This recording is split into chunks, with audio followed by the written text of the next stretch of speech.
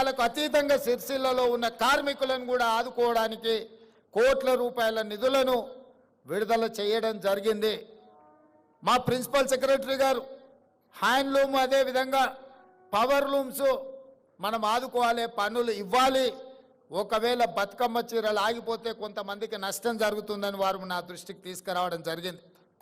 బతుకమ్మ చీరలు కట్టుకునేంత క్వాలిటీ కానీ దాని మీద పెట్టాల్సినంత పెట్టుబడి పెట్టలేదు. అందుకే ఈరోజు నేను మా మంత్రి అధికారి గారు చెప్తే నేను ఒకే మాట చెప్పిన, ఈరోజు స్వయం సహాయక సంఘాలు మా మహిళలు సెల్ఫ్ హెల్ప్ గ్రూప్స్ కింద 63 లక్షల మంది సభ్యులు ఈరోజు తెలంగాణ రాష్ట్రంలో ఉన్నారు.